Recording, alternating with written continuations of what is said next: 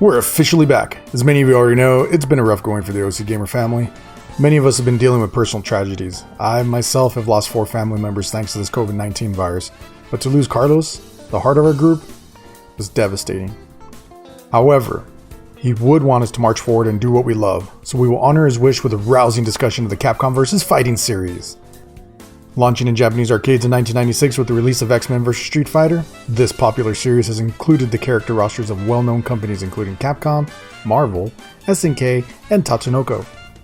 Our host Frank takes the lead while guests Val, Mike Prime, and newcomer Manny share their love of the series, so please enjoy, and I'll be back at the end of the show.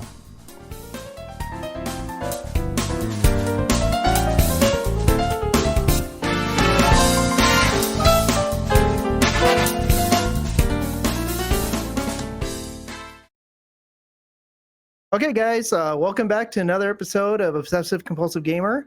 I am your host today, War Was Begun, aka Frank, whatever you want to call me. We have some returning guests. We have Mike, who's been on quite a few at this point. What's up, everyone? We have Val, also returning. Hello.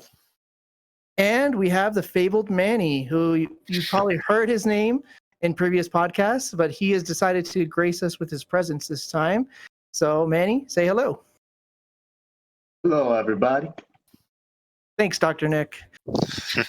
Alrighty.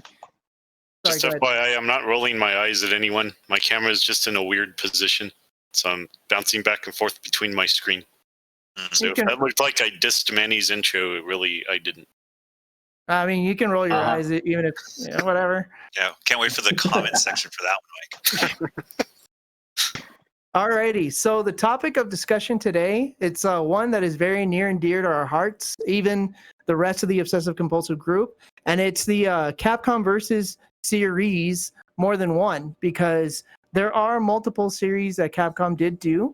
So just in-house, Capcom did the kind of the Marvel vs. Capcom universe, which started with technically X-Men Children of the Atom, but that isn't a true crossover game. But that engine and the sprites for the X-Men did come from that game. Then it went to Marvel Superheroes, which kind of expanded on the gameplay options.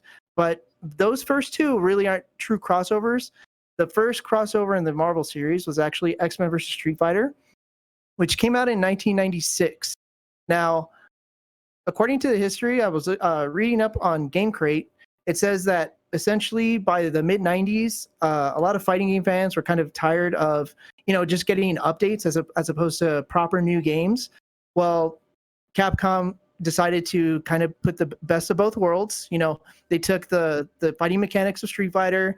They took the fighting mechanics of X-Men Children of the Atom and actually Darkstalkers with, things like air blocking and some of the mechanics. And they put them in a fighting game together, X-Men versus Street Fighter. Then the next game in the series for that was Marvel Superheroes versus Street Fighter, where they took some of that cast and put them against Street Fighter. And then after that came Marvel versus Capcom, which was the first proper Marvel versus Capcom game, Clash of the Superheroes. Then, of course, we did get Marvel vs. Capcom 2, followed by Marvel vs. Capcom 3 with the update Ultimate Marvel vs. Capcom 3, and then Marvel vs. Capcom Infinite. So just in the Marvel vs. series alone, there were 5 games, right? 6? Sorry, my bad.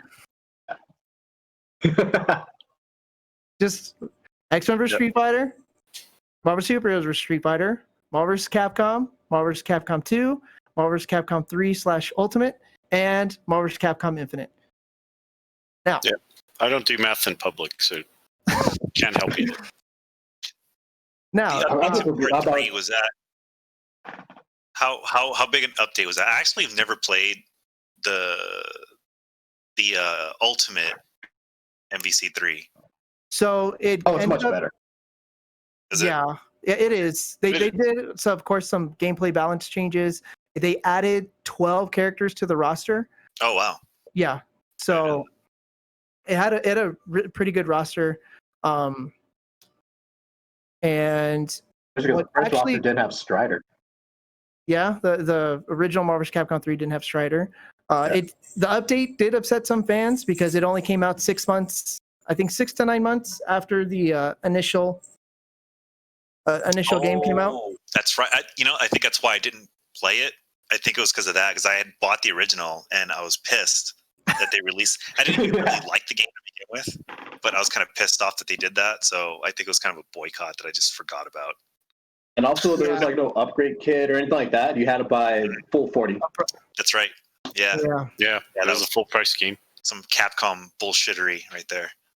Yes, sir. We'll get into that when we talk about one of the other ones. Yeah. The next really big Capcom versus series was the Capcom versus SNK, which actually wasn't all fighting games.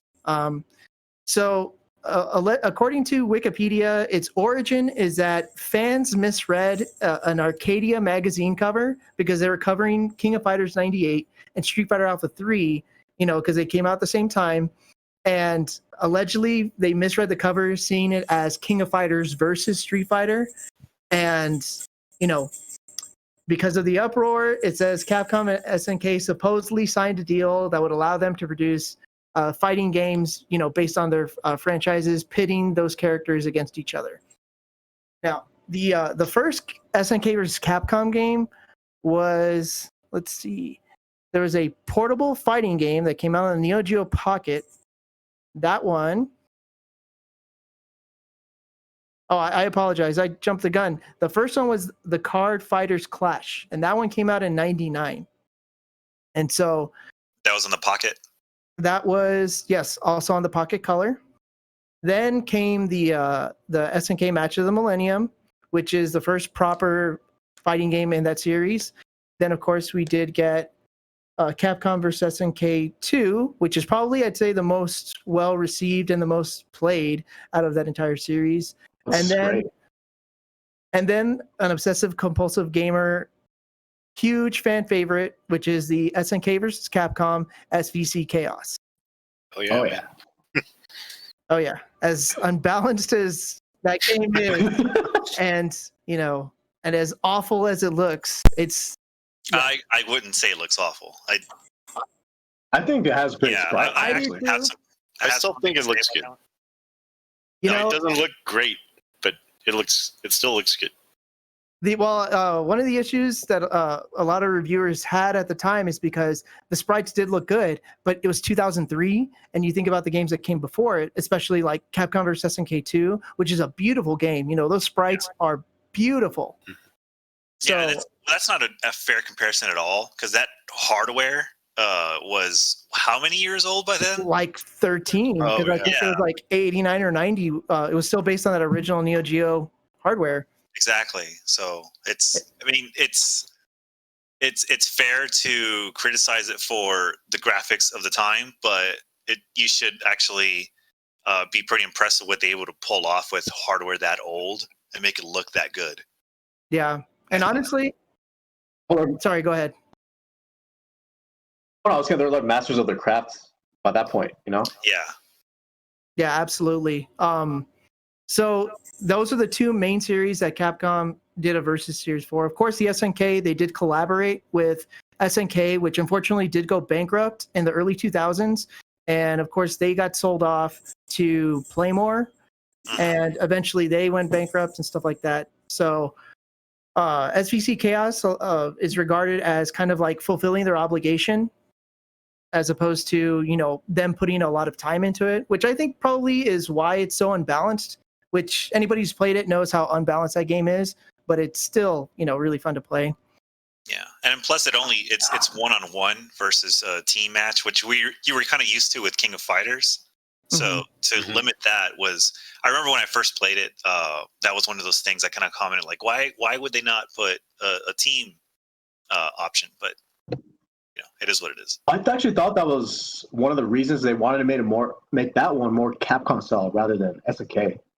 Because Capcom did CS2 or the SNK way, 3 versus 3 whole ratio system and all that, right? Yeah. Mm-hmm. So those are the two series, and then we did get Street Fighter Cross Tekken, and that was a collaboration with Namco, who has the Tekken IP that does belong to them.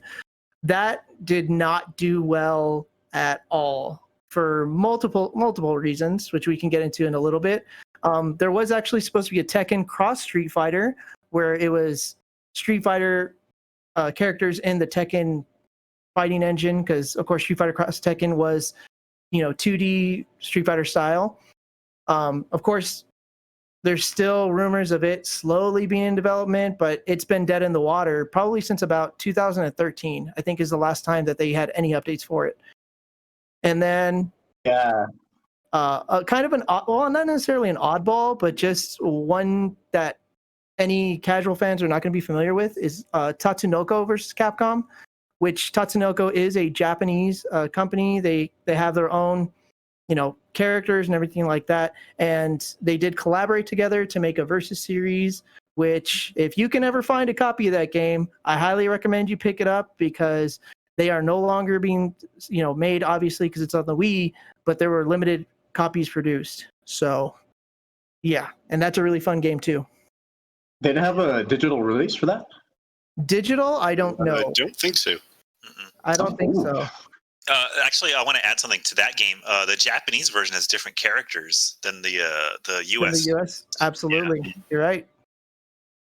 So, let's see. Tatsunoko, our producer, Mr. Mushi Lives, he's commenting that Tatsunoko is an animation studio.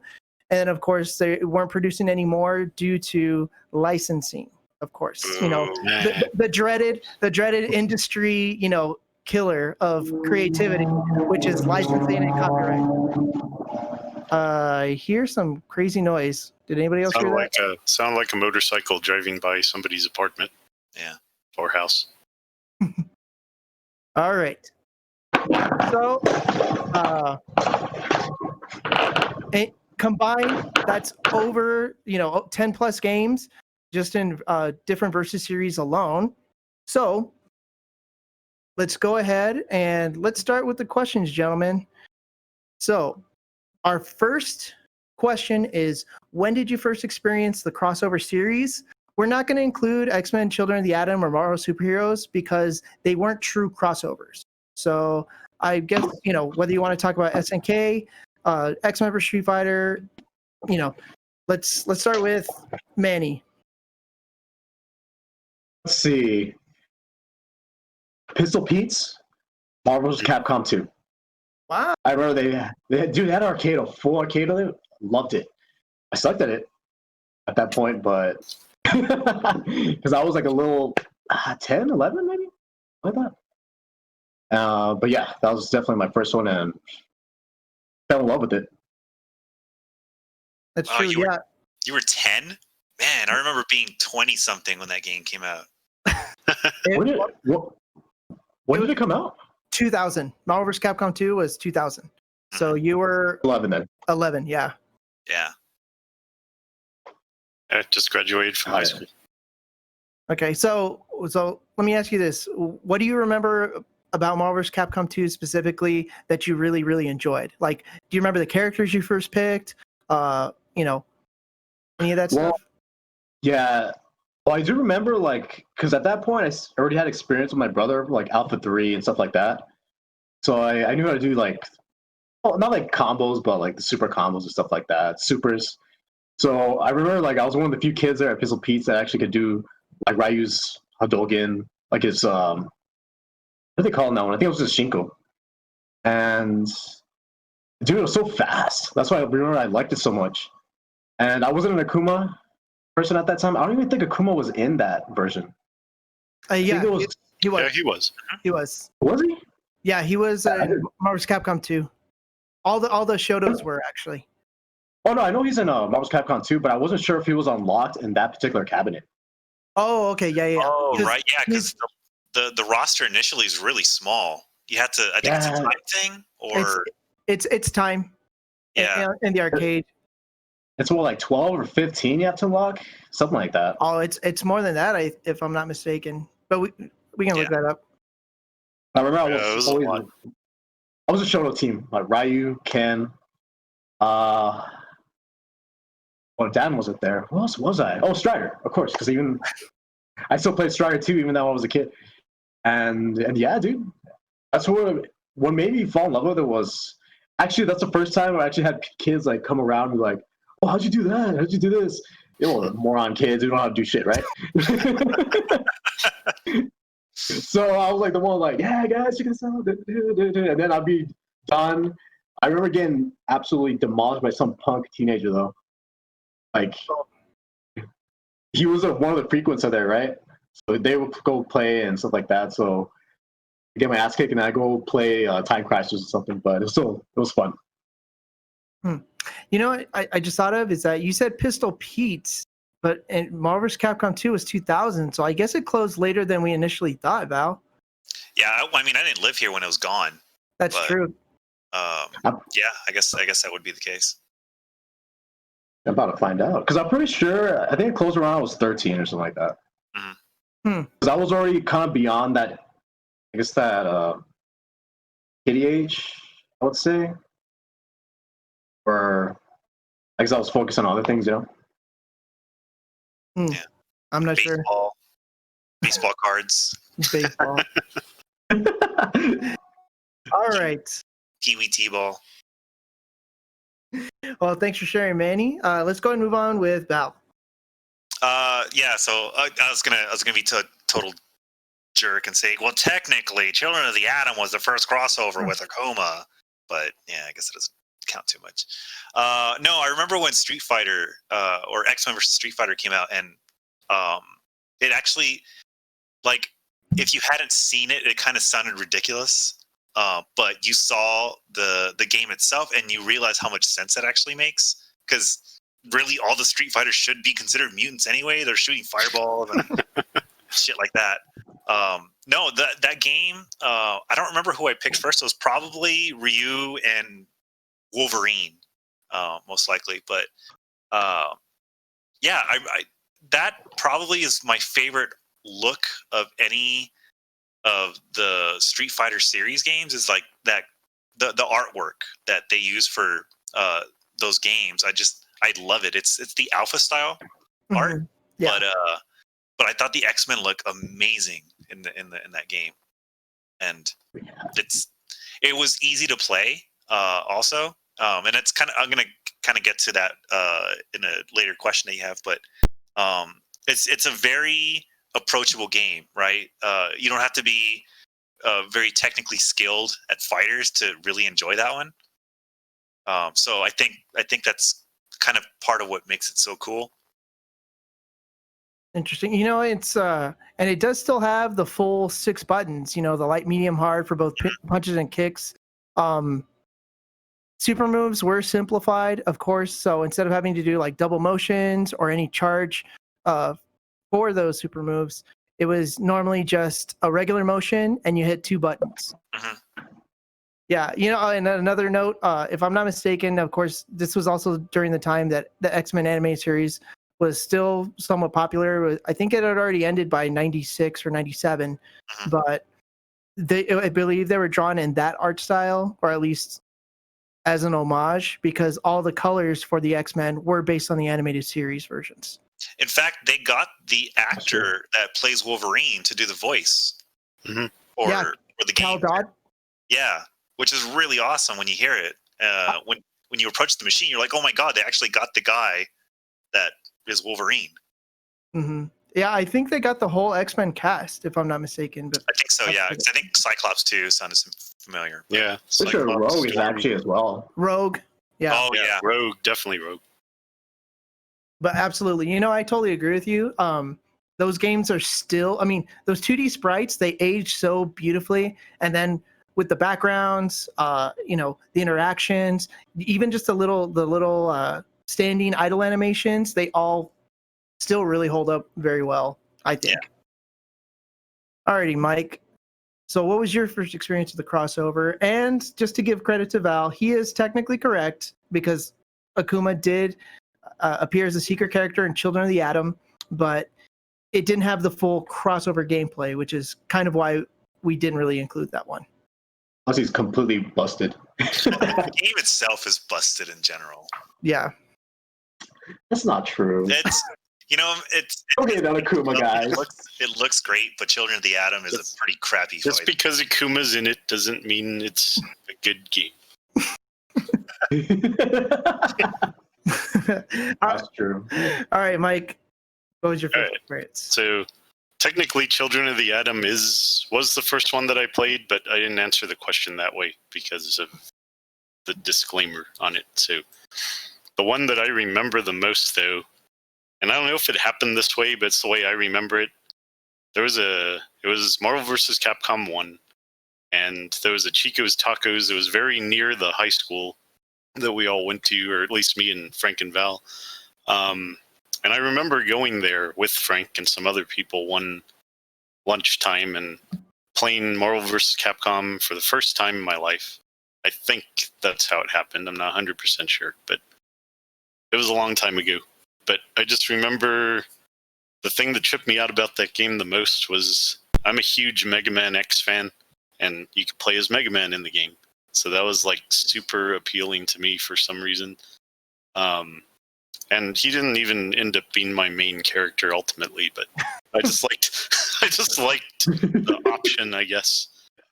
Seeing Mega Man and then Morgan from Darkstalkers, it was just the first time I saw like this, like long before Smash Brothers, I saw these different characters being plugged into the same fighting game, and I was a huge fighting game fan back then. You know, I still am now, but like, I mean, me and Frank played those games every single, like, went to arcades all the time. I mean, that was pretty much our lives back then. So this was a big thing for me, and I just really wanted to play the game, and I'm glad that Chico's Tacos had it, so I could experience it for the first time.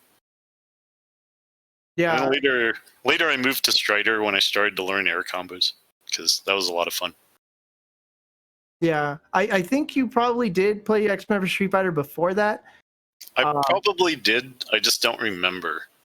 Because I remember Children of the Atom, but I don't remember X-Men vs. Street Fighter 2 well for some reason.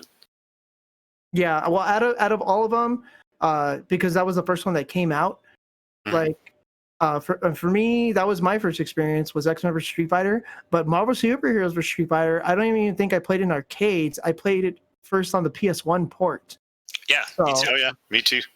I don't even remember seeing it in the arcades. Yeah, I only didn't know they existed. Yeah, I didn't see a proper cabinet for that one until 2000 when I went to Vegas, or 99 when I went to Vegas. The X-Men Children of the Atom, I remember Mike and I played it at Putt Putt, actually. Yeah. That's where we first saw it. And we both picked Storm because she was really, really cool. I remember I somehow pulled off a super, and I had no idea what the hell I was doing. I was just button mashing. The Marvel vs. Capcom, I think we had mentioned this before in the arcade episode, but Marvel vs. Capcom, we normally found at like every single Peter Piper around town. That was one game that they had for sure. And I'm looking at the editor's notes, and according to some El Pasoans, the Pistol Pete's was open as late as 2004. So it is very possible that you did play Marvel vs. Capcom 2 at a Pistol Pete's. But, you know, it is hearsay. But who knows? It sounds like you don't believe many. Yeah, maybe it was at a Shakey's.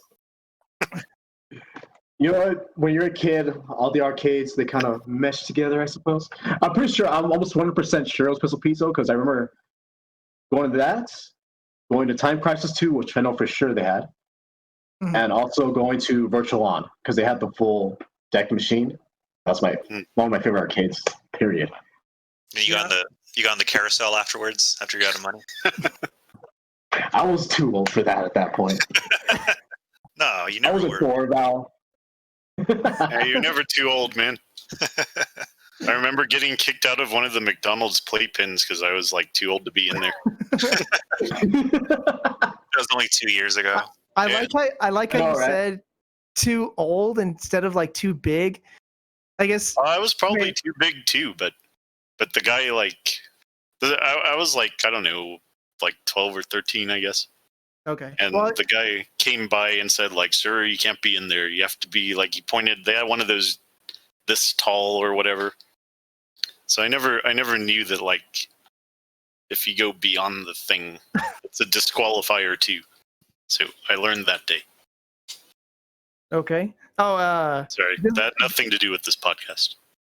Just a side note, as long as I've known Mike, which was since middle school, he's had that deep voice. So it could have just been why, like, he just heard Mike talk and he's like, this dude's too old to be here, Probably which is why I was he like called a you 40-year-old man, even when I was 13, man. My voice changed when I was like 3 years old. Alrighty. So it sounds, it's interesting because, you know, as far as what we remember and then what we experienced because of our different ages and even just our memories, you know, like Manny with Marvel vs. Capcom 2, I think that would blow me away. Like, I wouldn't even be able to comprehend it to see that one first, because X-Men vs. Street Fighter, that's how I felt, you know? I had a lot of experience by that time, though, because of, Henry, the fabled Henry. The fabled Henry, which is Manny's older brother. I had already had Street Fighter Alpha 3, Alpha 2, Darkstalkers 3, all that under my belt. So, you know, I got the gist of things. That's probably why I wasn't too.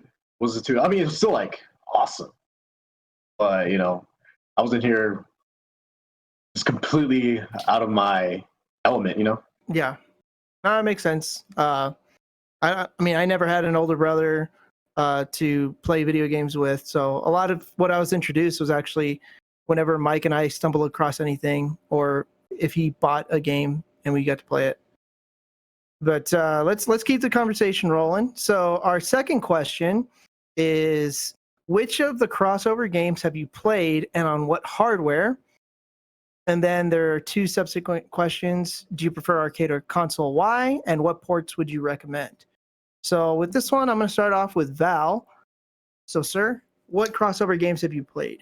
I think I've played pretty much all of them except anything after Mario vs. Capcom 3. So we talked about earlier about the Ultimate Edition, and I fucking know what else is out there. But I've played Infinite. Yeah. I've played all those. I think I've played them all in the arcade.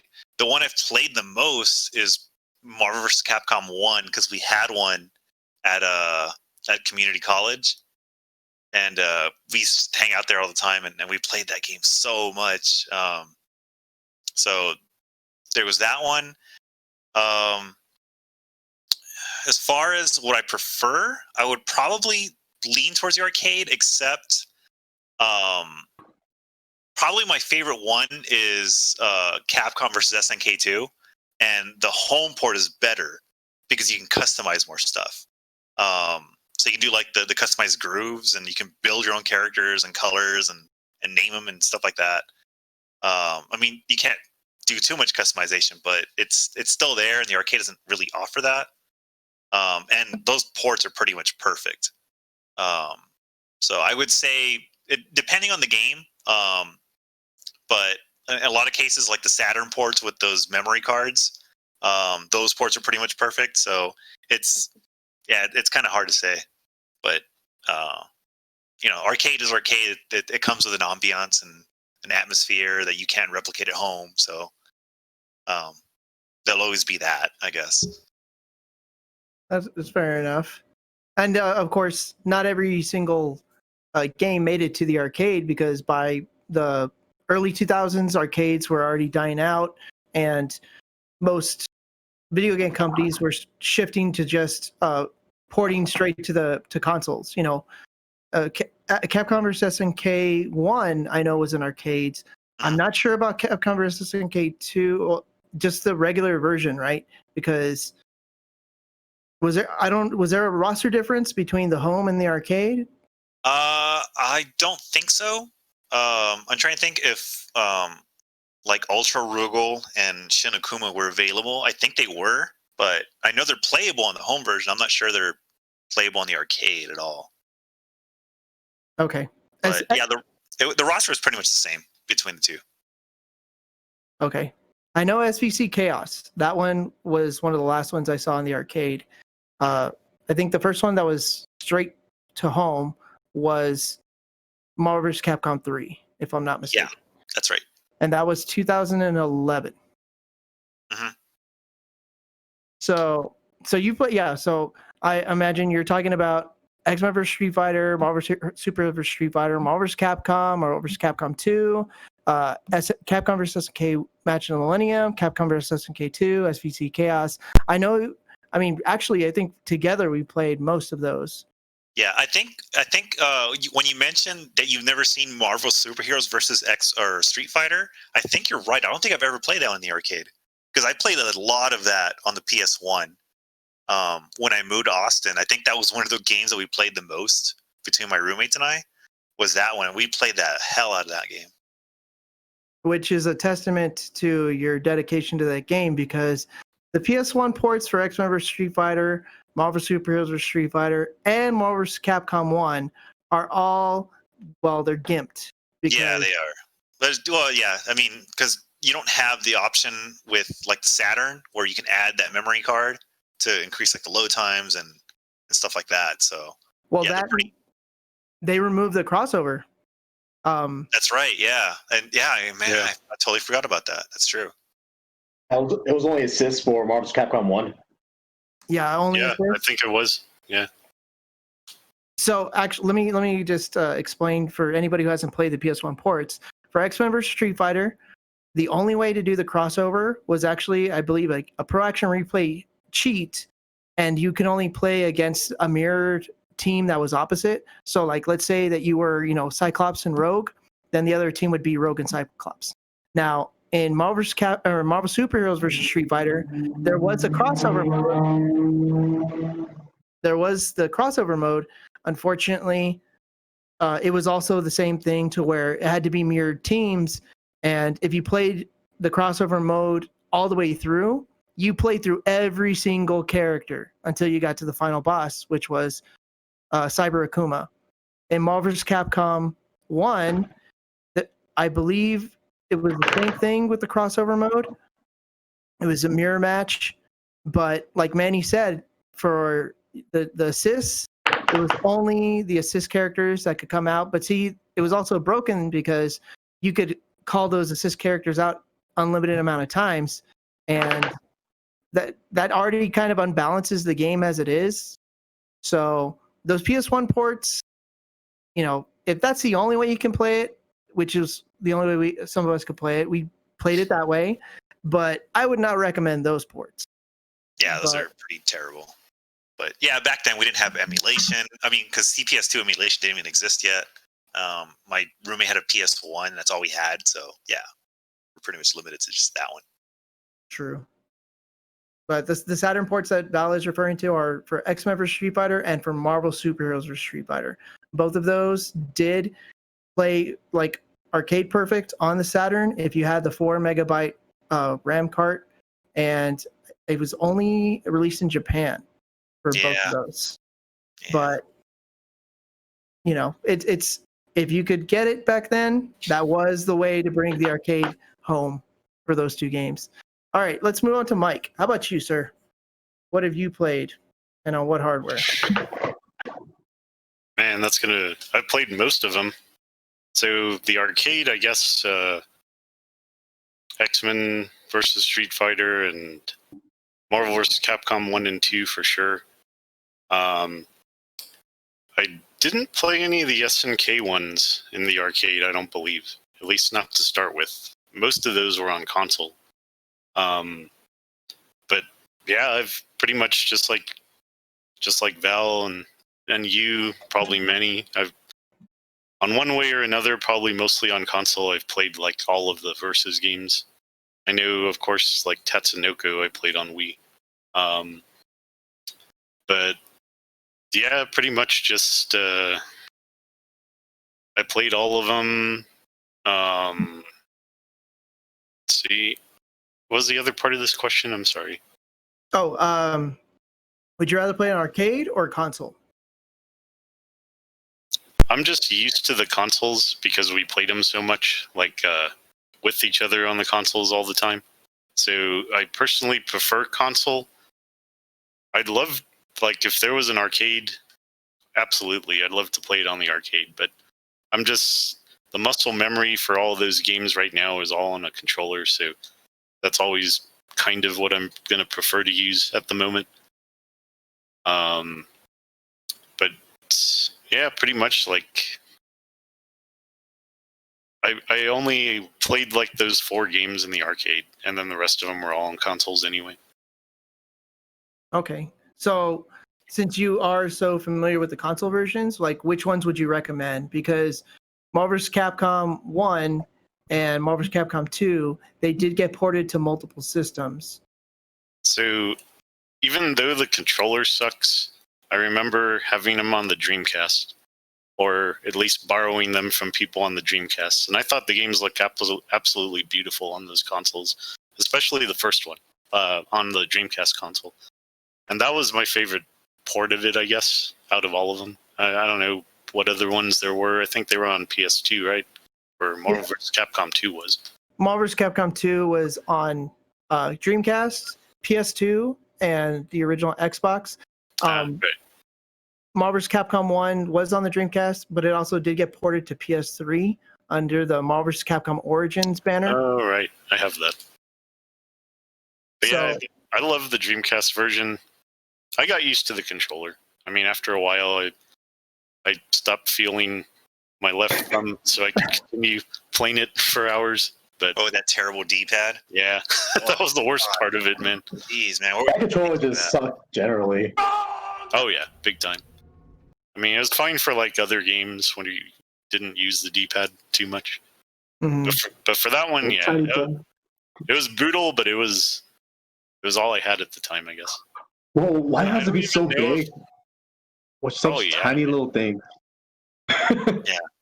And I don't know if I even had the game. I think Frank or James had it, and we just kind of traded off or played it at each other's houses. The first Marvel vs. Capcom, James did have, because he had a Dreamcast. I actually didn't get a Dreamcast until 2006, and I bought it specifically for Marvel vs. Capcom 1. Nice. Yeah, I think I got a Dreamcast eventually, and I borrowed the game, and that's how I started playing it a lot. And then I didn't actually get my own copy until years later, like collectors. I have both of them actually, but for Dreamcast. Nice. I still need a copy of the second one for Dreamcast, which was everywhere. And of course, the Dreamcast, like, game drying up shortage of 2015/16 happened, where everybody started buying Dreamcast all of a sudden. And now you can find copies that are like disc only for $100. It's ridiculous. Yeah, it's insane now. Easily for $100. Yeah. Complete copies, anywhere between $150 and $200. Psh, I'll just never get a copy of that unless I can find one in the wild. And I should have pulled those out for the podcast. I didn't think about it. They're in a box somewhere. All right, Manny. How about you, sir? All right, guys. So I never actually played Capcom versus Street Fighter. I mean, Street Fighter versus Marvel. What is it? Marvel Superheroes, right? So there was. Is it Capcom versus Marvel Superheroes? No. So the first one was X-Men versus Street Fighter. Then it was Marvel Superheroes versus Street Fighter, and then Marvel vs. Capcom 1. Okay, so those first two, never played them. I actually started off with all the trash versions, PlayStation, PS2. So Marvel Superheroes, was PlayStation. Marvel vs. Capcom 1, PlayStation. Marvel vs. Capcom 2, which is considered to be the worst port, PS2. Like, apparently that one has the most lag and all this stuff, but I played so many hours of that game on PS2. I didn't care. I unlocked every color. I unlocked every artwork. So I had a great time on that. But yeah, all those games I played them all on like PlayStation versions. Even though Dreamcast I know was superior in every way for it. But as far as like console arcade, I don't want to say console because I could just be there hours and hours and hours just playing, not have to worry about getting my ass beat and then get kicked off the machine. That was a plus. Oh yeah, because they're like, because a lot of older guys would play the Marvel series, you know, so I'd get demolished. So yeah, I'm gonna say console for sure because I played it, and of course, you know, Ultimate Marvel vs. Capcom 3, Infinite. I know Infinite gets a bad rap, but I think it's still amazing as far as technically amazing game. And Cross Tekken I thought was great too. So yeah, I think we pretty much played everything, just like Mike said, especially with all of us around. Mm-hmm. I think the two that we really haven't played together were the X-Men vs. Street Fighter and Marvel Super Heroes vs. Street Fighter, because by that point it's like might as well just play Marvel vs. Capcom. But with the arcade one up coming out, which is which does have those first 4 games, I think we should definitely kind of revisit X-Men vs. Street Fighter and Marvel Super Heroes vs. Street Fighter, because those are still pretty good. And between the two, I actually prefer X-Men vs. Street Fighter. I think I prefer that roster because it's got Gambit, it's got Rogue, it's got Cyclops. Well, Cyclops, I think it was a Marvel Super Heroes Street Fighter as well, but I just prefer all the X-Men as opposed to like Shuma Garath. Well, Blackheart was pretty cool. Blackheart's my man, my boy. He's a piece of shit, but he's my boy. Yeah. So I mean, I think that, like Mike said, the Dreamcast versions for Marvel vs. Capcom 1 and 2, those are pretty good ports. I've heard some arguments about Marvel vs. Capcom 2 because the PS2, there were certain issues with lag, but it was like frames at most.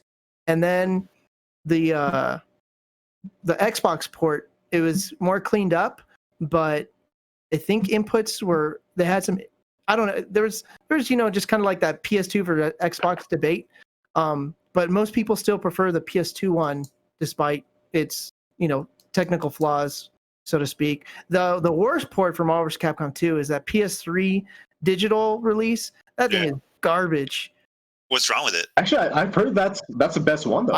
The only reason I have issues with it is because it's the most limited. It's even, I mean, I'd rather play the arcade at that point because the load times are bad. As far as options, like you can't set the timer to infinite. I mean, I don't know. Actually, I'm pretty sure that one's based on the Dreamcast though version. It might be. It's more of the technical side of it that I didn't really care for, and I don't know. There's just something about it. I'm not really a fan. I'd rather play, honestly, the Xbox version of Marvel vs. Capcom 2. That version is the one I've played probably the most. Mm-hmm. Even on that crappy Xbox, the original Xbox controller, the D-pad was better than the 360. I don't know how you guys can were able to play that. I will say that version, though, the PS3 one, it's the only one where you can be a really annoying dick and choose Servbot 3 times. Yeah, that's true. You can choose the same character 3 times, that is true. Which breaks the game even more than it already is. Those 3 Magnetos. Yeah, 3 Akumas though. So.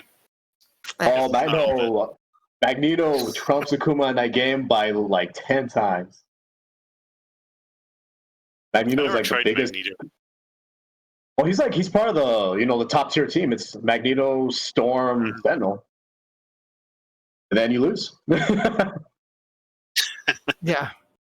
So as far as the later games, like the Marvel vs. Capcom 3 and Street Fighter Cross Tekken, those were only console. So at that point, it's just, what do you prefer, 360 or PS3?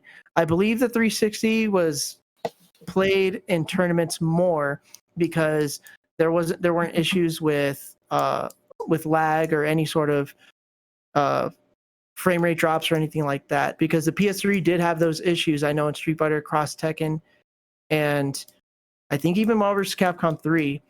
And I think all of them actually. Yeah, and Street Fighter 4, for example, all those games had some sort of, lag, frame rate drops on PS3. So the 360 versions are the proper tournament versions that were played. But at that point, I never really noticed a difference. I played casually, so. Psh. Oh yeah, we're not counting our frames. We're not counting our Alrighty. Our delay and all. So when they play it at things like Evo, which version are they using for those games? Xbox usually. Really? It's usually the Xbox. Yeah, it's usually Xbox. Marvel vs. Capcom Infinite. I'm not sure if it's played on the One or the PS4. Pretty sure that's PC actually. PC. Oh, really? Yeah, I think that was PC. Okay. Because apparently that runs amazing in PC. Interesting.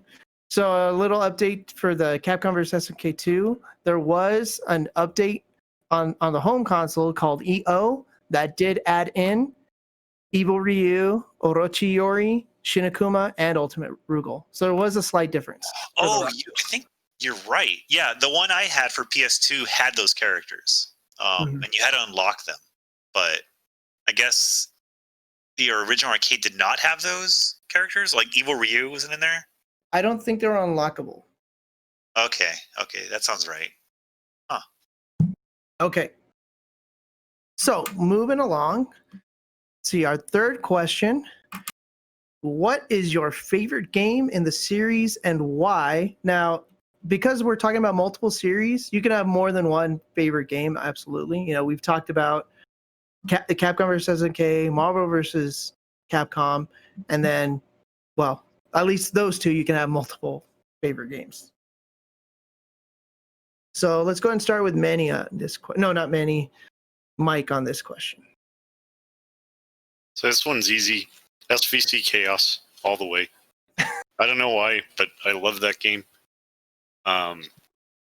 Main reason is SNK games. The only ones I could remember playing when I was little or younger was Samurai Showdown 2 and games from that era, which I love those games.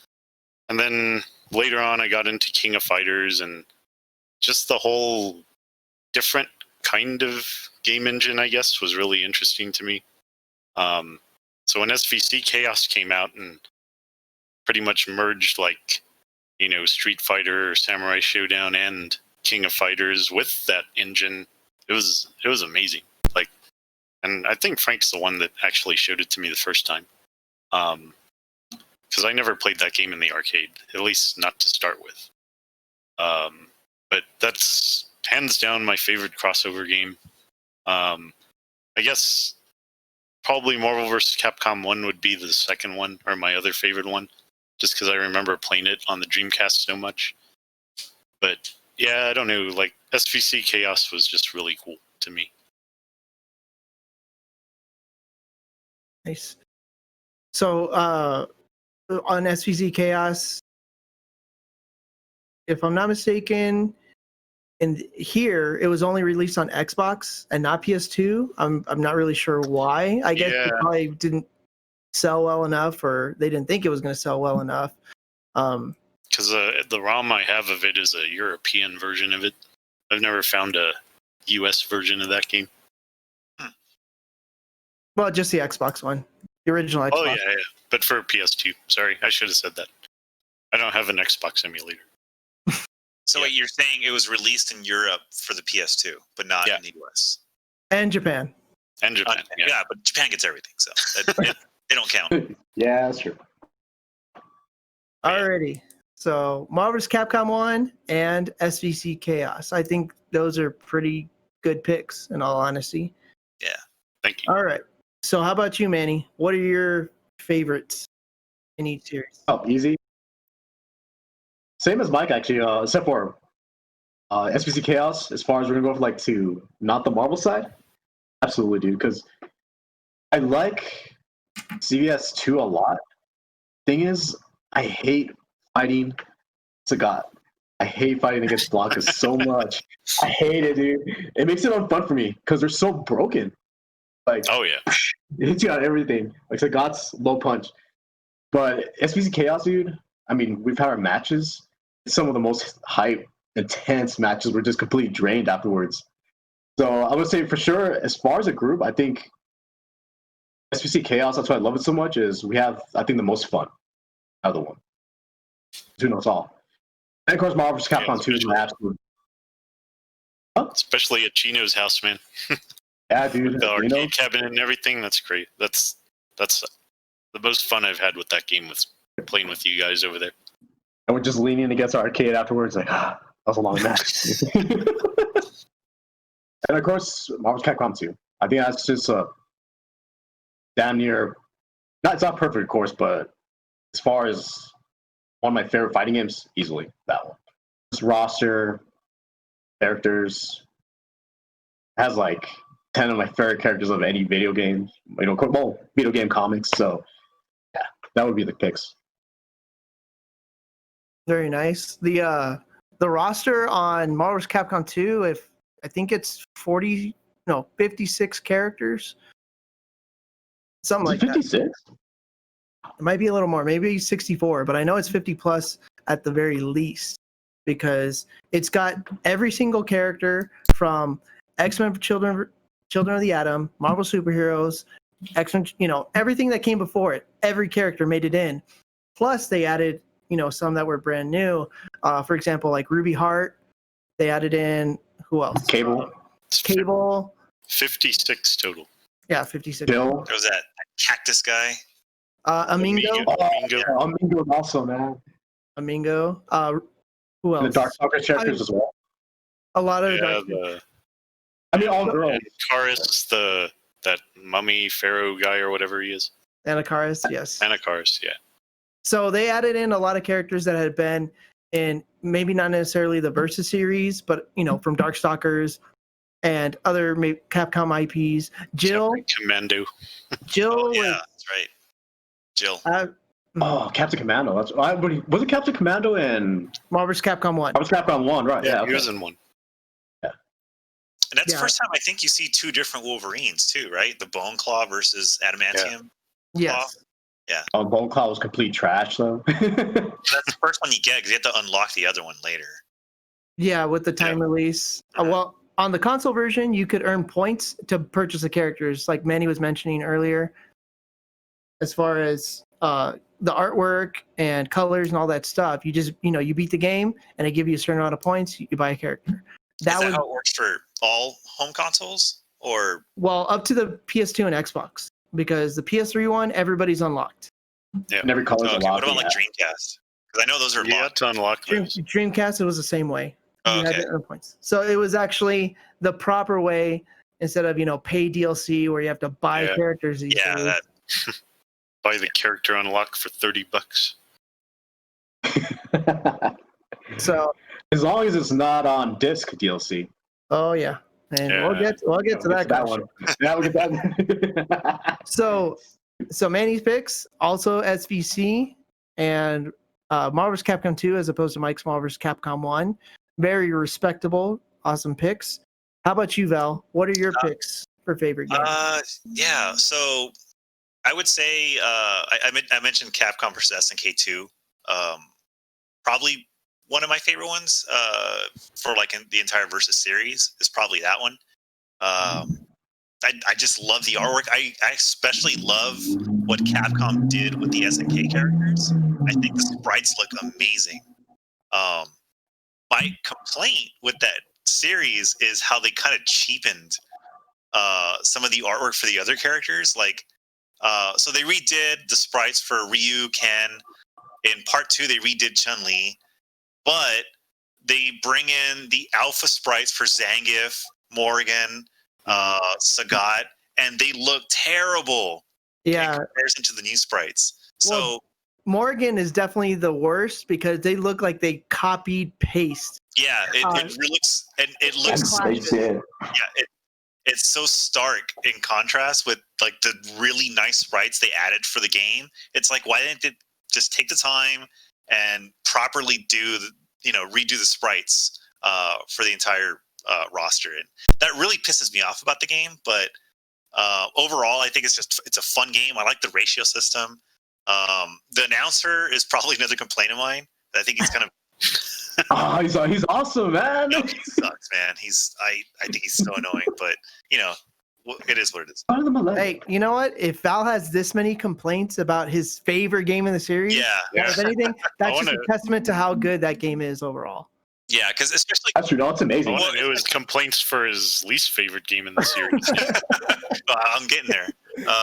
No, but especially in comparison to that's a highlight right there. What Mike just said.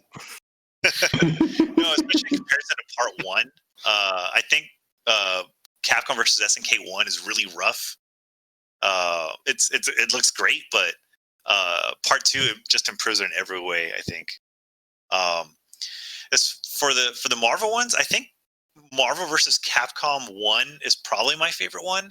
I really liked the system where they had one Shoto character that you could change into other ones by using using one of your super mages. Yeah, so Ryu, it was just Ryu, right? But you can change it to Akuma or Ken. You can change from Zangief to Metal Zangief. I just thought that was a really cool gimmick that I guess they never really brought back to any other games. No, not really. No. Yeah. But yeah, I think the roster's awesome. The gameplay's great. That one and probably Marvel Superheroes versus Street Fighter is probably my next pick after that. Wow. Yeah, I don't know why. I like Frank was mentioning, he liked the X-Men roster better. I actually like the Marvel Superhero roster a little better. And I just something about the game. It's just a fun. I think it's a funner game of the two, but that's just my opinion. As far as SVC Chaos, I liked the game a lot, and I was really excited to see how they were going to introduce the Street Fighter characters into a King of Fighters engine, and I think they did a really good job. But I'm really terrible at that game at the same time because it's a King of Fighters game first, right? So with King of Fighters is it comes you get the technical aspect of those fighting games where there's a lot more skill involved in being really good at that game, and I just don't have it. So that's my beef with it, is that it's just too hard to play. I will especially when I play you guys, because I remember, was it Frank, where we went to Vegas and they had that machine where I think it had like free credit or something. I can't remember what it was, but we kept playing it over and over. And I think I won like one match out of like at least 20 that we did. We did more than 20, I can tell you that. I'm pretty sure we did. But yeah, it's a frustrating game if you're not any good at it. But it's still fun. It's still King of Fighters, and I love King of Fighters. So the SNK characters are better than the Street Fighter characters in that game, though. Yeah, that's SVC is probably a game I wouldn't recommend to a casual fan at all, because it's so unbalanced. And if you only really know like Capcom fighters, I mean, Ryu and you can play them absolutely, and you can get good with them. But as far as tiers go, because you have S tier, which are like the best characters, the ones who are the best balanced, or whatever. Then you have A, B, C, D, and most of the Street Fighter characters they're like B and lower because they just not balanced. I mean, Sagat kind of broken, but he's actually like, I think C tier though. Sagat. So who's top tier in Chaos? In Chaos, well, Akuma. Yeah. It's Geese is one of them. Dimitri is another one. Yeah, Geese is actually number one. Oh, I even forget Dimitri's in that. Yeah, that's right. Yeah. So it's actually a lot of the characters with the greatest reach and the best zoning. And I know Geese and Dimitri are two that normally come up. And I think, if I'm not mistaken, a lot of people don't play them online when they do like Fightcade, because it's just so unbalanced that it's ban. I don't. Whether or not you ban characters is a whole nother discussion. But if somebody's that unbalanced, I would rather not play against somebody who's just gonna wipe the floor every single time with you. Gonets. Gonets. Oh yeah. So yeah, because I think the top 5 are Geese, Dimitri, Gonets, Akuma, and some other SNK character. But yeah, it's all SNK. Yeah. What about you, Frank? For me, I like Capcom versus SNK 2, but that one I haven't played as much as SVC Chaos. I do think SVC Chaos is just the most fun to play because of the kind of knockdown, drag out fights that we always have whenever we play it. I mean, it's just so fun to play because, you know, every character has these really awesome super moves, and every battle victory feels like an actual victory. And I really like that roster too. Unfortunately, I don't really play many of the Street Fighter characters in there because they suck. They really do. I'll play Chun-Li, I'll play Sagat, but I mostly stick to the SNK side. You guys know my Mr. Karate. Yeah. I'd say your Terry. The what? I'd say your Terry's the best.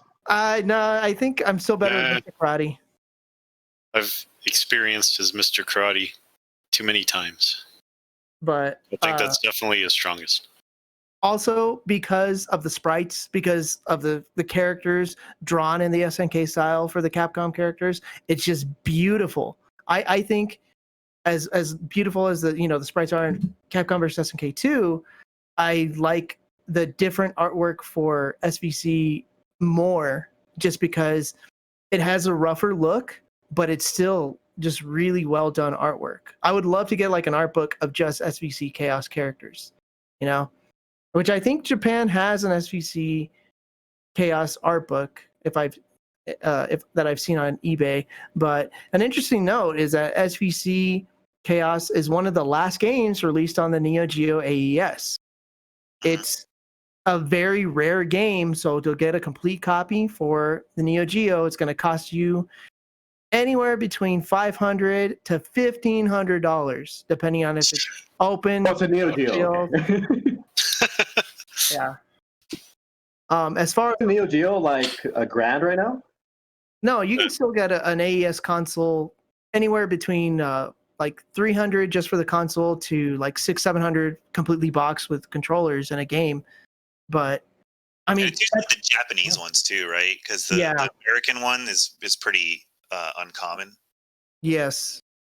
So there is a way to play the American games on the Japanese console, but you just need like a little adapter or something. Well, you can. Well, they play by default on the same console. The problem is that the Japanese console will translate everything to Japanese instead. You're gonna say Japanese. Yeah, Japanese. The ROM will switch over to the Japanese region, unless you have like a Unibios or some way to modify which region it's playing as. Okay. Yeah. So there's a copy of SVC Chaos, the AES cartridge, used for only $924. What a bargain! Damn. Okay. So editor notes, our producer, he updated the tiers. So God tier, top tier, is Geese and Zero. I forgot about Zero. Oh yeah. Zero's top tier. Oh wow. Yes. Also, near God top tier is Orochi Iori, which absolutely, because if you've played him, he moves faster than every other character, I think, just about in the game. And other characters in top tier would be Dimitri, Violent Ken, Chun-Li, Guile, Kim, Kyo, Terry, and Tessa. And Tessa I hate because she's a zoner from hell. She has so many, like, she has like a cat that comes out and all kinds of craziness. I mean, if somebody knows how to use her, then she will keep you away and you will just be frustrated. So getting back on point, SVC Chaos is my favorite of that SNK Versus series. And then for the Marvel series, I think Marvel vs. Capcom 1. The reason I mean, I love Marvel vs. Capcom 2. I really do. That roster is amazing. The gameplay is great. But I really like the simplified version of Marvel vs. Capcom 1 more because you have your two characters plus the assist. And then also it's got something that Marvel vs. Capcom 2 didn't have, which is the super crossover mode. I forgot exactly what it's called, but where you can call out both characters at the same time and do unlimited supers. And it is really, really, really fun. I mean, you can do the team super, where you both do that, but the crossover super, if you have 2 meters, oh man, it breaks the game, but it also makes it really fun.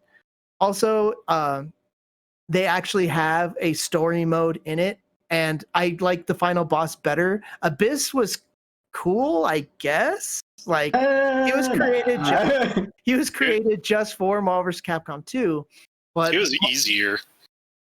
Yeah, it all depends on the character. Cybercoon was a punk. He really was. But Onslaught, I thought was great because that was the first place I ever heard about him. By that point, I wasn't really reading comics, so I was like, "Wait, who's Onslaught?" And then, I did some research. I'm like, "Oh, it's Professor X and Magneto." They ended up getting combined because his consciousness and whatever. But he was just a really cool boss. And then, of course, the characters have, end text, which, if you guys know me, even if it's a fighting game, I want some sort of story. I want some sort of explanation.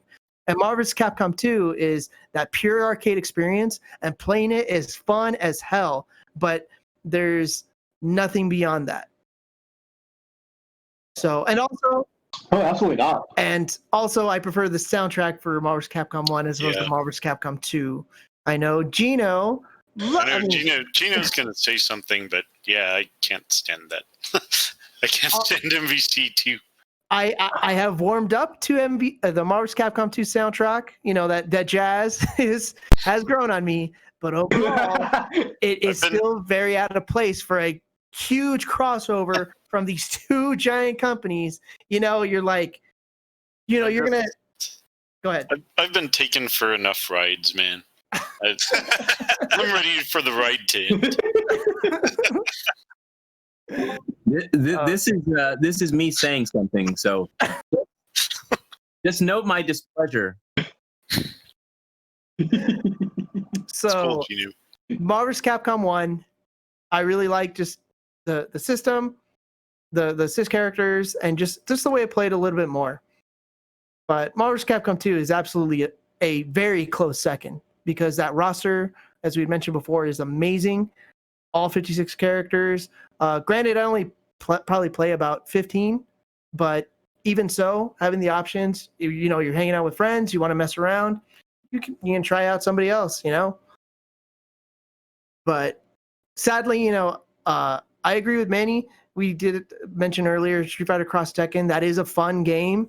It is just in its original release version without the patches, it is broken, it is busted, and it's not as good as it is now after the updates. But by the time it got updated, nobody was playing it, unfortunately. Oh, because they pissed off way too many people. Yes. So the controversy with Street Fighter Cross Tekken is that they released the game with on-disc DLC. So DLC is downloadable content, meaning that you have to pay for it after you purchase the game. And the fact that they had the characters on the disc ready to go, you were just going to have to pay for them because they're stuck behind a paywall, really upset a lot of fans. So, unfortunately, that game never got its proper due. And there's actually one more thing as well. Sorry, Bob. Oh, no, go ahead. It's also got pay to win as well, because there's DLC gems. That's true. That is true. What's that? They have the gem system. So, there was gems for, attack power, meter gain, so you can get meter faster. So, of course, you had your in-core. I mean, I hate the gem system. That's so stupid. But what made it even worse is the in-game gems you can get are decent, right? Now, if you buy the DLC gems, the packs, they were way better. So if you're fighting someone online that has DLC gems and you don't have that, they have an advantage over you right then and there.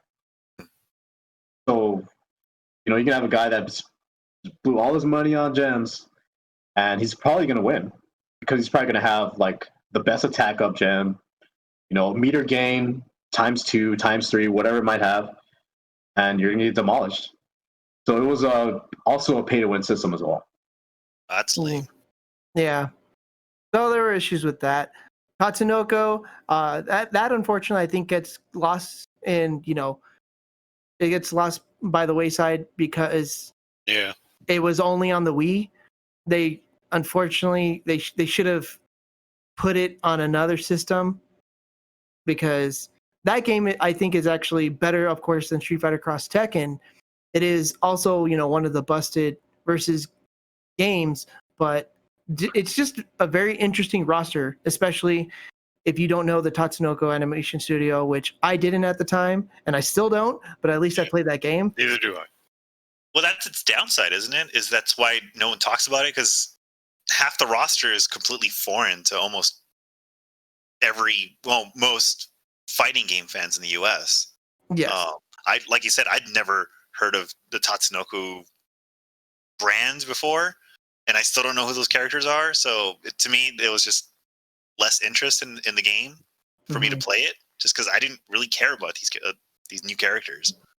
Yeah, the ones are really Zero. So I was cool with it. It's That's fun. Zero? No, from Mega Man. Wait, what? did have Zero. Yeah, That's it had right. Zero Yeah. from Mega Man. Mega Man X. Yeah. Okay. But wasn't that the Japanese version? No, right? he was No. in. It was in the American version too. Yeah. So the There's them both. so the Japanese exclusive characters for Tatsunoko were. Oh, I just lost it. I'm just in this podcast to put in my 2 cents every so often.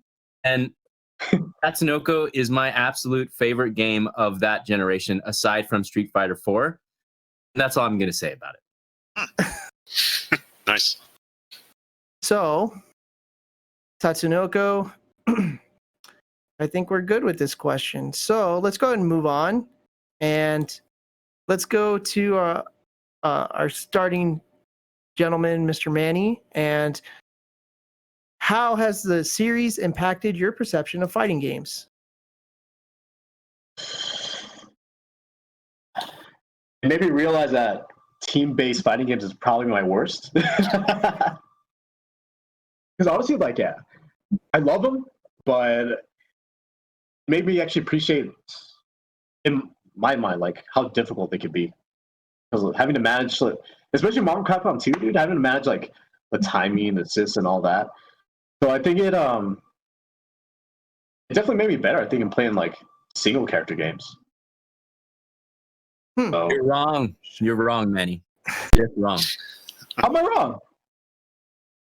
He just cuts right back out, doesn't he? Oh yeah.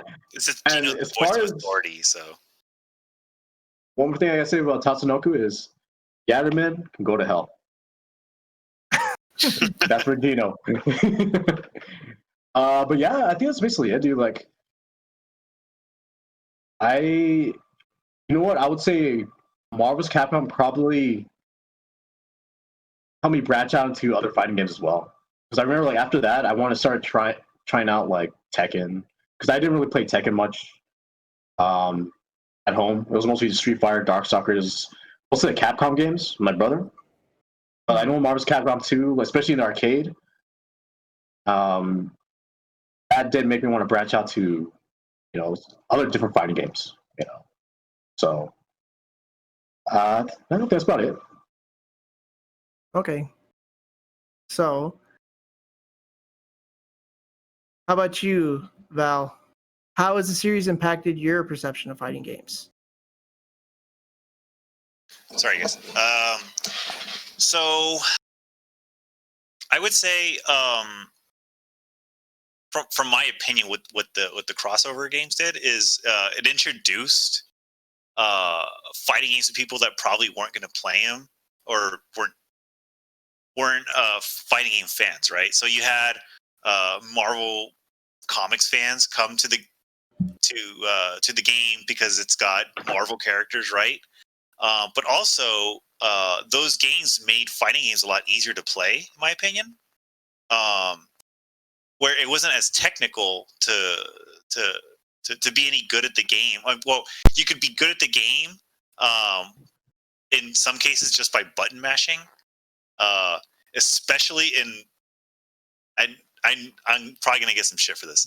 I didn't really like Marvel versus Capcom 2 the first time I played it, because I thought it was a game made for button mashers. Like you could do a super combo with like one button, and that kind of pissed me off because I was playing my roommate in the arcade, and I was usually pretty good at fighting games, and I usually just whipped his ass at everything we played, except that game. He like demolished me with like very little skill, and really both of us weren't any good at the game anyway. But that was my complaint with it, is that it was too easy to be to throw these very powerful attacks.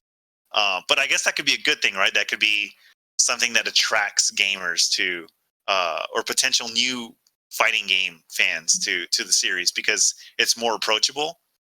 So I would say it's had that impact. But yeah, that's pretty much my opinion on that.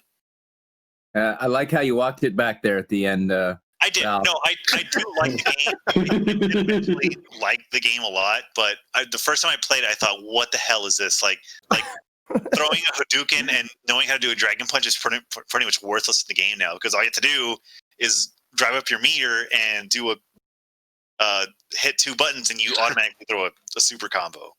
And I don't know. Well, you're not wrong, man. You can button mash turkey action your way through that entire thing. Right. And just and to me that like was you're kicking ass. right. And to me that was kind of it kind of threw all the skill out of the game. And yeah, I think you're kind of right on that, because it's like easy entry level. Like you can go in there and just start demolishing people, but a very high learning curve after that. Right. That's what I'm saying, is that you come in and that's what makes it approachable, right? Is that now kids that have never played a Street Fighter game before can be reasonably good at it, but you know, it still takes a lot of skill to be great at those games, which I learned later. Yeah. I just want to say Val is the Gino of this episode, because he's like, I like it, but, and then he just puts all the stuff that's bad about it. No, Gino's just the disembodied voice of reason today. You are forgiven for your transgression, Val. Oh my goodness. Yeah. So let's go on to Mike. What about you? How did it change your perception of fighting games? So this was probably the first time I had ever seen fighters where you had more than one character. And I thought that was very interesting for a lot of reasons. One, it added a little bit of like interesting strategy to the game, because now you have to worry about more than one character, or you can bounce between both of them or play off of each other, or keep one in reserve so that when you're about to die with one, switch out real quick. That was really interesting to me, and I think that a lot of these versus games, especially MVC2 1 and 2, kind of paved the way for that kind of stuff later on. I mean, I don't know if they did it. I know I'm probably neglecting some other games that did it before, but just for me personally, since those were like the first ones I played, that was a new element to me, and I actually really enjoyed that. I thought it was interesting. Plus, in Marvel vs. Capcom 2, man, with those three characters, those matches could last a long time. Like, depending on who you were playing as or who your opponent was.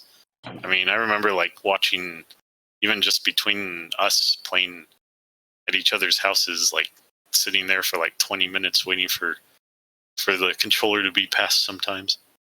But yeah, I think that was the major thing that changed. I just, from that moment on, I wondered what else can they do in fighters that change up the formula a little bit. Okay.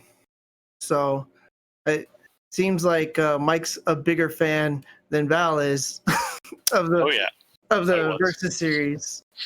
No, you guys both bring really good points. I can agree with both of you, because having the extra element of balancing your characters, that was new, because even though King of Fighters came before it and it was team based, you couldn't swap out at that time. That wasn't introduced until like King of Fighters 2003. So I like that, aspect of it. I liked how much bigger it really was. To me, that just showed me how much bigger fighting games could be, because you have all these crazy combos. You have these super moves. Many had mentioned, like Ryu's Shinku Hadouken, which was a huge beam, as opposed to just a super fireball that came across the screen. And in high school, we had actually talked about it would have been really cool if like Capcom had done a Dragon Ball fighting game back then in that style. That would have been really cool. Of course, we ended up getting an ArcSys game called Dragon Ball Fighters, and they pretty much made that dream come true. Pretty much the same thing. Yeah. Just like 20 years too late. But I mean, for me, it's I really love the spectacle of it all. I think that's one thing that really drew me to this. I didn't realize how absurd fighting games could really be, because before that it was like Street Fighter, Art of Fighting, Virtual Fighter. The single based characters, very grounded, so to speak, with simple moves, simple super combos and stuff like that. So it just visually appealing. I didn't realize how much I could enjoy watching a match, just even on the sidelines. But it also showed me how casual fighting game, like the whole turkey action, as far as just being able to spam stuff, it made it not as fun to play against somebody who's not as skilled but able to do all this kind of ridiculous stuff. It also made me realize that I hate infinites, because I don't like that kind of unbalanced gameplay. I mean, to an extent, extended combos are cool, but when it came to just like, oh well, I landed my infinite first, so you lose the match already. I really didn't like that aspect of it, which is why I never took the Versus fighting series as seriously. It actually made me gain an appreciation even more for the 2D fighters, single player, which is why, like I mentioned, the Street Fighter episode, Third Strike is my favorite, because it is so technical, and you do have to really be good at it to play well, as opposed to, you couldn't just jump into that game and just mash it and win right away. Like, you'll just get your ass kicked even against somebody who's marginally good at the game.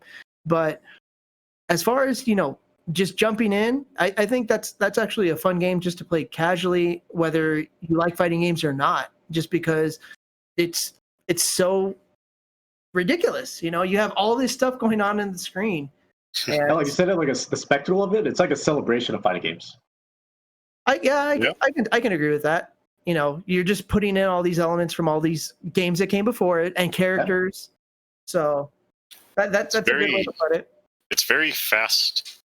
I don't know if you all remember, a long time ago we were playing Marvel vs. Capcom with I think Val's apartment at the time, and JC was there. And I just remember him like asking all kinds of questions because everything was going so fast. He's like, "Oh, what? How'd you do that? Who is that guy that just came out? What's going on there?" For someone who like hasn't seen a game like that or sees that for the first time, it probably looks very intimidating. It's chaos. Yeah. Yeah, but it is actually kind of accessible. Yeah, well, accessibility can be a downside though too, because if you remember Tatsunoko, it was on the Wii, so you could just do this. Oh yeah. And I mean, literally, you're wiggling your wrists and you're performing super combos. I suffered a very painful defeat at the hands of my good friend Ryan in a tournament that happened exactly like that. I want a rematch. Ryan, if you watch this podcast one of these days, I want my rematch. I probably already got one, but I don't remember. Yeah. So before the crossover, there was a game that the Neo Geo it was released by Neo Geo called Kizuna Encounter in '95, and that was a tag team fighting game.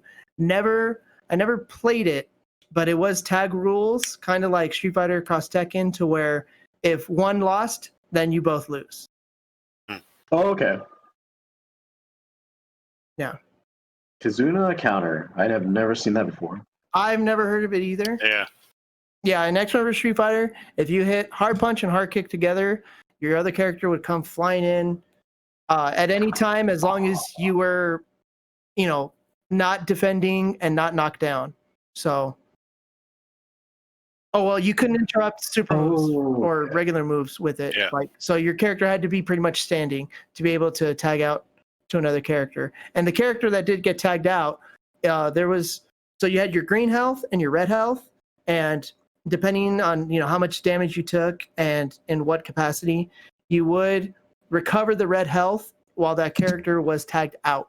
So there was, like Mike had said, there was that element of gameplay that did kind of change strategy and everything like that.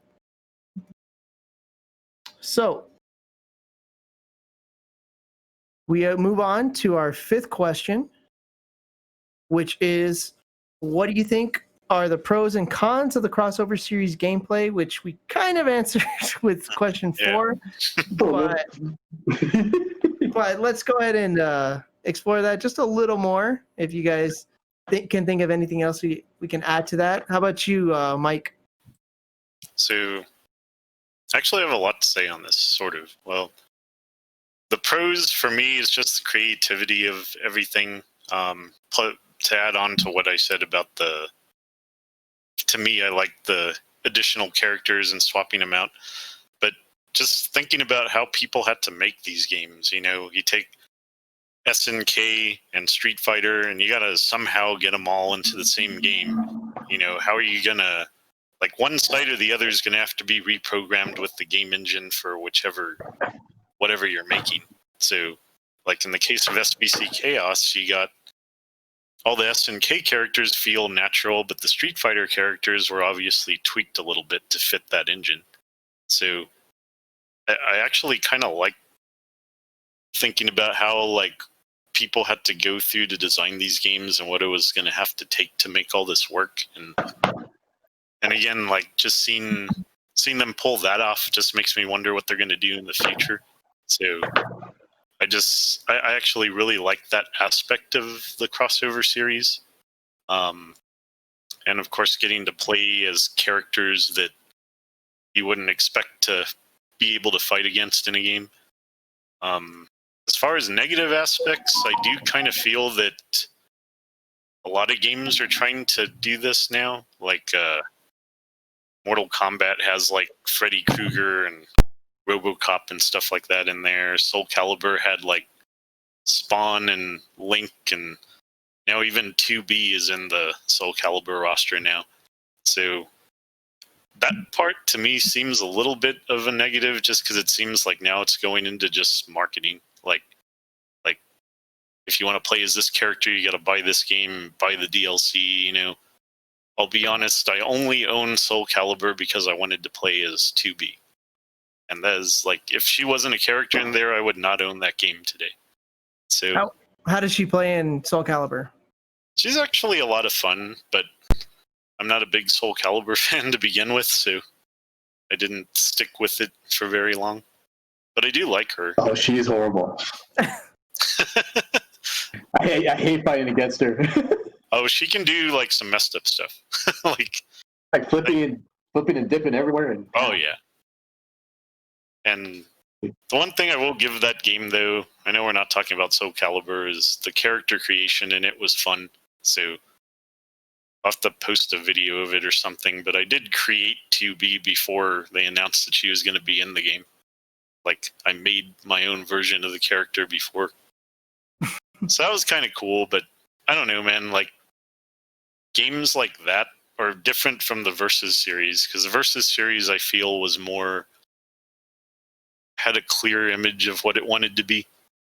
And I don't know. I just don't want to see it turn... I don't want to see it go down. Yes. It probably already is, but...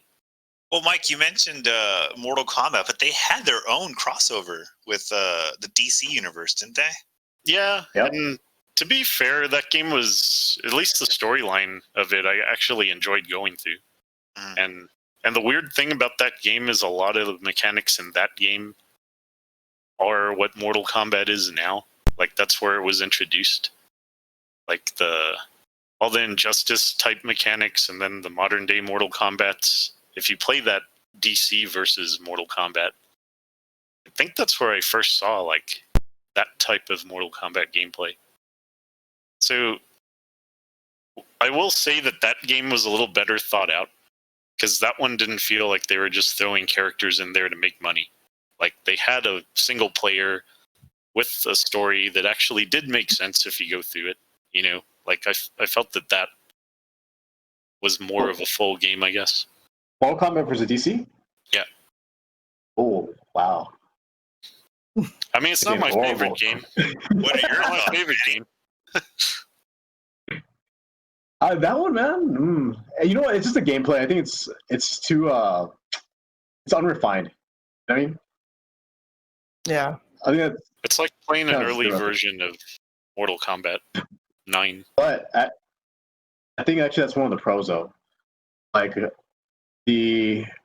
actually a big fan of guest characters. So, Manny, what are the pros and cons of the crossover series? Yeah, go ahead. I said what I Oh, I'm sorry. I thought we're doing like all together now. Well, no, I mean, go ahead. Yeah, go for it. All right, sounds good. So, I'm a big fan of like guest characters and crossover and all that because it's going to bring people that usually won't play fighting games into the genre, and that can grow it. You know. So, I think if it's done right, I really don't think there's many cons. The only time I see where there's going to be cons if relationship between those two like entities goes to hell, like it did with SNK and Capcom, because Capcom kind of screwed SNK over. So I think collaboration games are great if they're just done like well with passion. They put their best into it. We get games like MVC2. We get games like Ultimate. Well, Ultimate is great, but they piss off a lot of people. But you can tell that game's made with a lot of love, Mm-hmm. And yeah, I think like those type of games are great for fighting games in general, if they're not done half-assed. And I think that's what I was trying to get at more. Like, the ones that I do like there was a lot of thought put into them. But I just don't want to see it get to where they're just like, oh, let's put a Master Chief in this game because why not? Like, I don't know. Oh, that's going to happen too. Yeah, probably.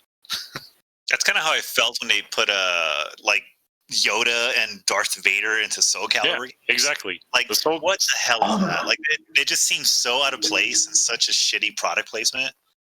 Yeah, and that's. Oh, but it was so cool, man. I've never played. Yeah, I've never played those. I actually liked when they added Link, Spawn, and Heihachi into part 2 because I thought that was a really cool gimmick to sell. Like that specific version of the game. Or I think my roommate actually bought a GameCube to play as Link in Soul Calibur 2. But yeah, the top topic. That's a good point though. If you wanted to play as all of those characters, you bought 3 copies of the same game. Mm-hmm. Yeah, and 3 consoles. So that I have a little bit of an issue with that. I get why they do it, but I don't know. It's just my personal opinion, I guess. Yeah. Mm-hmm. Yeah, I mean, I think one of the pros is definitely it will draw in more people to be interested. Like you're mentioning the Marvel Comics fans, who probably played X-Men vs. Street Fighter because they're just like, hey, look at this. It's a bunch of characters that I'm familiar with, whether they played video games before or not. Just the creating a bigger community. Of course, the fighting game community didn't exist proper back then the way it does now. But look at how big it's grown because of how many games that have come out, and some of them probably came over because of Marvel vs. Capcom alone. That game does have a really big dedicated fan base, and whether or not that's the only game they play. I mean, think about it too. We got games like Smash Brothers from it. Yeah. we did get guest characters, both good and bad because of the crossover games. So I think that part is really good.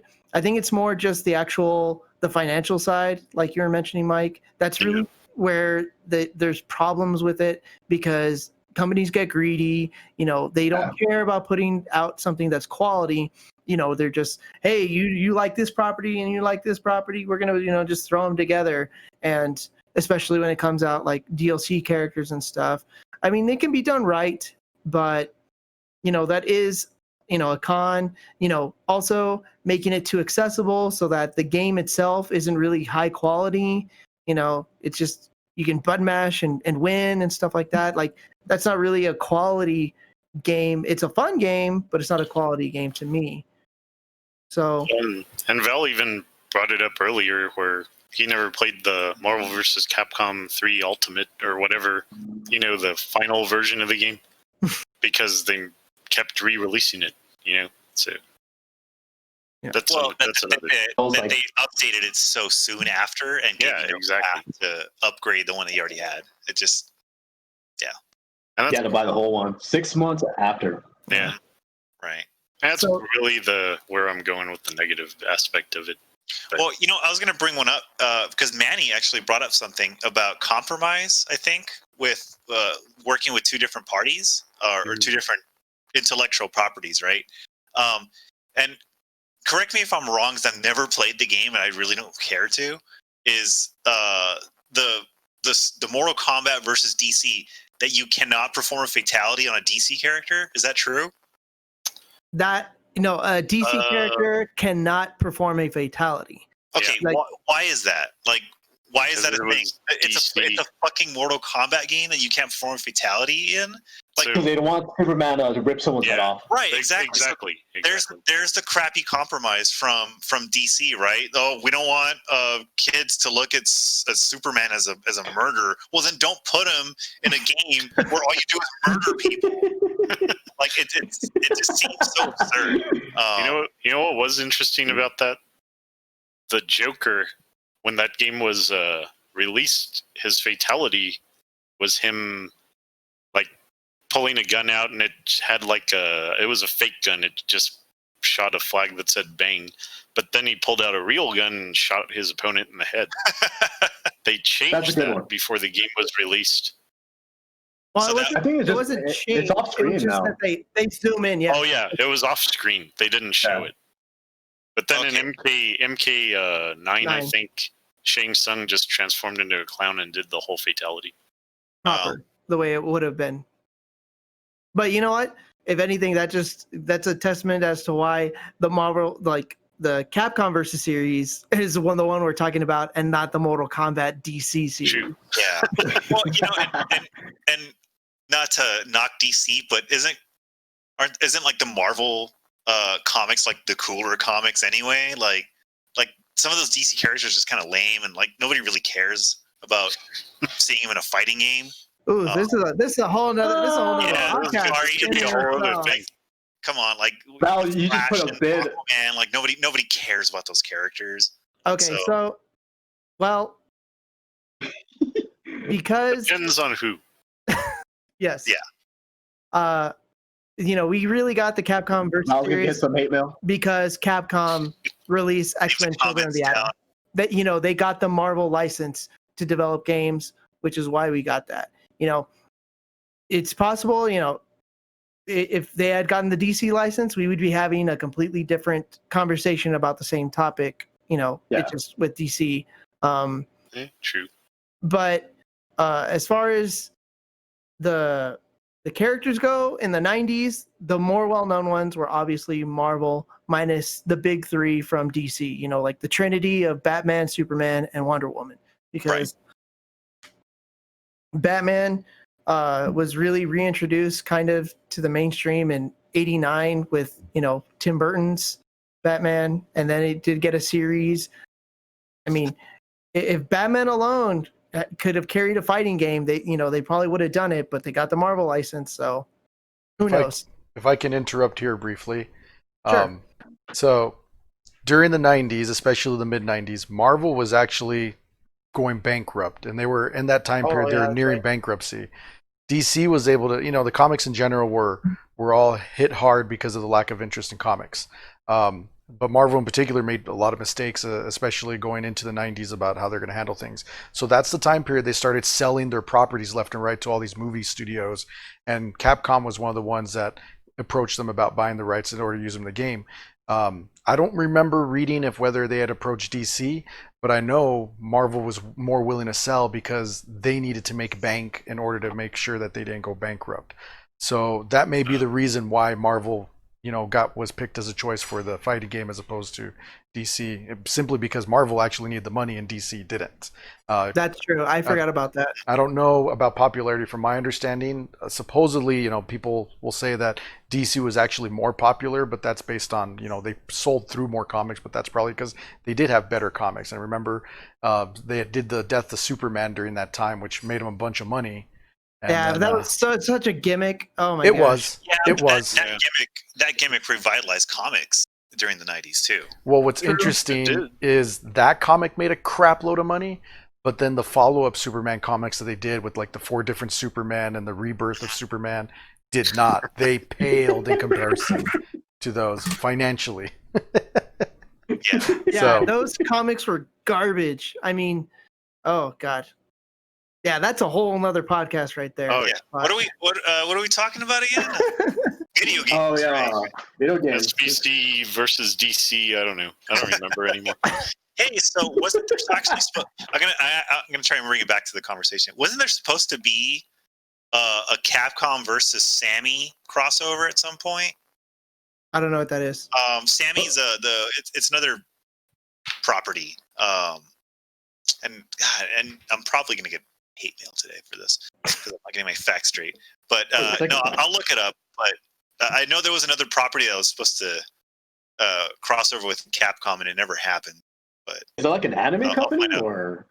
No, let me find out. You guys move on. I'll get you an answer in a second. Yeah, there are Sammy. There's something about Sammy versus Capcom. Yeah, I was just back in 2003. Pulling it up for you guys. That it was announced in 2003 at the JAMA Arcade Show. But obviously it's a stalled concept. But the Sammy one, is that the same group that does like the it's a Guilty Gear series? There you go. That's the one. Exactly. I was trying to think of a game that they did, and Guilty Gear obviously is their hit. So it's basically ArcSys? Yeah. ArcSys. Yeah. So there was supposed to be a crossover between those two guys, and that just fell apart right away. That would have been really weird. I actually don't. I think that'd be better for like Darkstalkers. Yeah. Yeah, for Street Fighter or just regular Capcom. Right? Yes. Yeah. Oh. Or like Star Gladiator? Okay, one I'm going to mention just because to me it's like the blight on it's because it's not even a proper versus series game.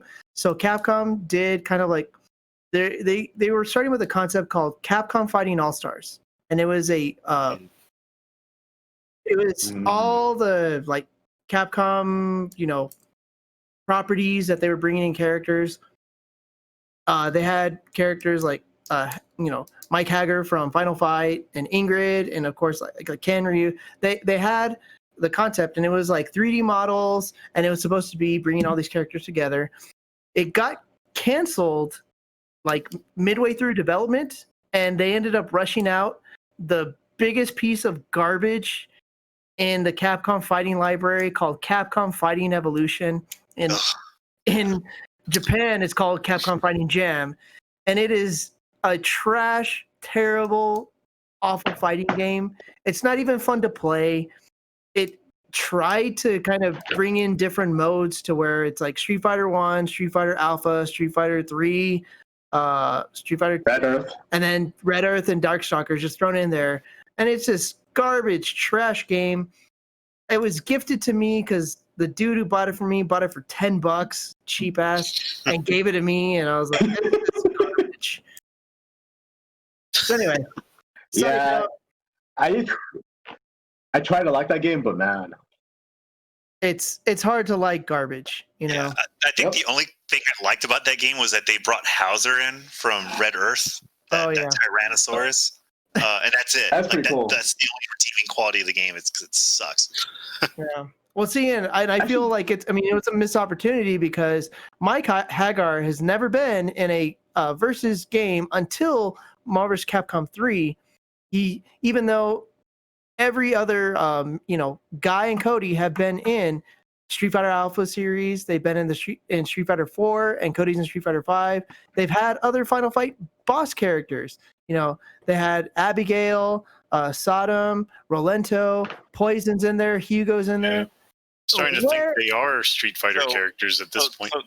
So technically, they're staples. Mike Hagar is a playable fighter in those wrestling games, Saturday Night Slam Masters. Yes. Oh yeah. But I'm talking about in a fighting game. I mean, right, like a Street Fighter universe game, right? Yes. Yeah. Exactly. He's mentioned and stuff. And one of the reasons I know he isn't is because he's so similar to Zangief that they feel like he would be a palette swap, which is fucking bullshit because we've got Ken and Ryu and Akuma. We've got these palette swaps of Shoto. Ryu. What's wrong?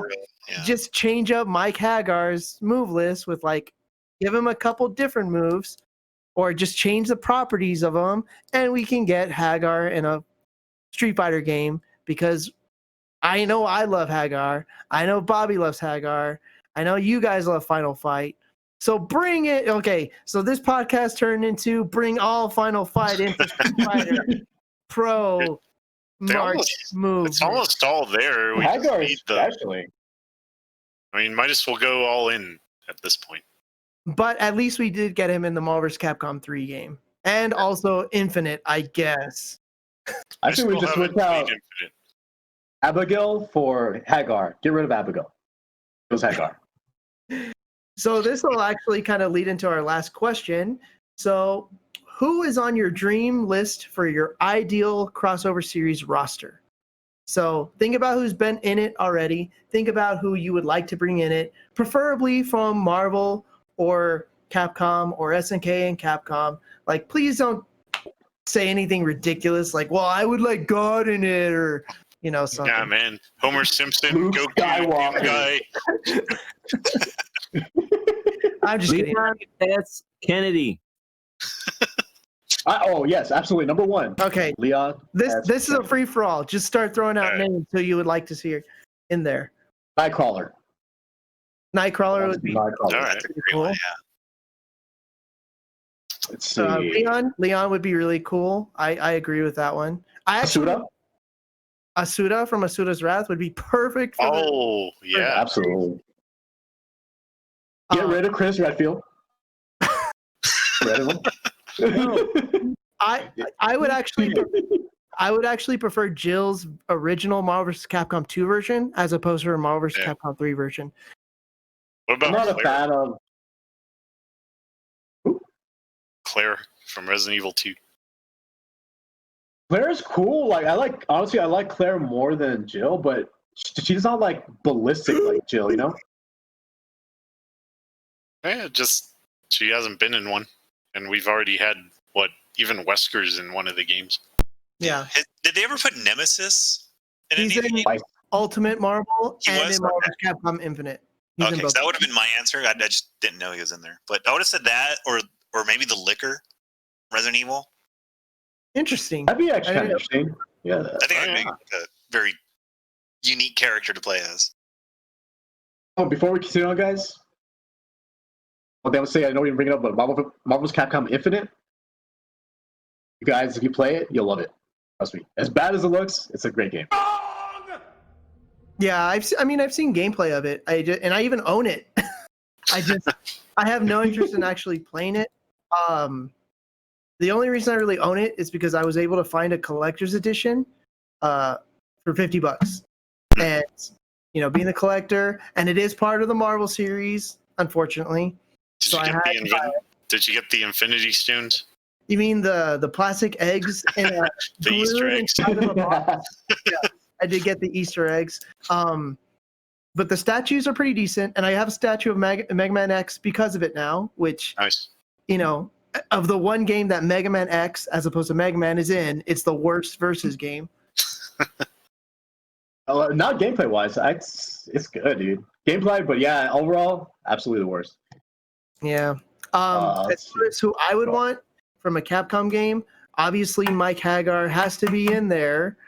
I would actually like to see all three main Final Fight characters in there. The what's it called? Even bringing back like the way they brought back Eagle in Capcom vs. SNK 2 and Street Fighter Alpha 3 Max. I thought Eagle was actually a pretty good addition. It was fun to play as. Eagle would be pretty good in there.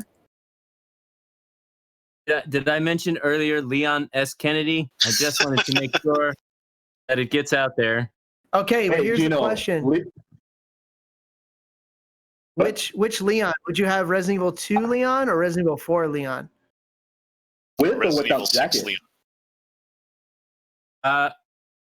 Resident Evil 2 remake, and then 4. I would do the remake before I would do 4. That jacket's hot, bro, in 4. It is. That's why we have to include both. No, we got 2 versions of Wolverine. Remember, this is a dream roster. You need to do a version of Chris where one of his moves is punching a boulder. He punches a boulder and flies across the screen. That's brilliant. That's brilliant, Mike. It is. Dumbest damn thing in any video game. Hey, that's why I hate Rachel. I would actually want Talbane for sure. Talbane, he's never been in a Versus Series game. For some reason, I want Hayato back.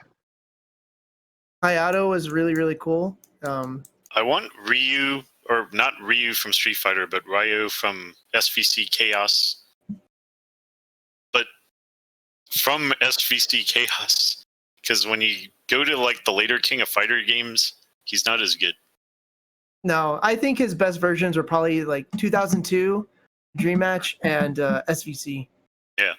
SVC is my favorite. Just put him in a versus game and with that moveset from back then. Alrighty. Any more additions? Are we ready to wrap this up? Yes, you can wrap it up. But I wanted to say, Manny, are you coming to us live from a La Quinta? Because it looks like that's like an ice bucket behind you. And like if you open that drawer, there's going to be the New Testament. Oh, the Gideon's Bible. Yeah. It's my nightstand, man. Okay, that's definitely a highlight. Well, you know what, guys? Thank you so much for joining me. I really appreciate all of your thoughts and inputs because, we've known each other for a while and we've played these games together, but, you know, getting the in-depth look at each of your opinions, it was very valuable. You brought up stuff I hadn't really thought of before. So thank you for that. I appreciate your participation. And thank you, Gino, our hidden character who popped up. Or Dan, if you will. He's the reptile of the podcast, man. He's either Dan or reptile, maybe both, maybe neither. But and thank you to our producer, Bobby, for chiming in to make some notes. But thank you all for listening and have a great day. Thanks, guys. That was fun. Yep. Thank you. Hey, guys.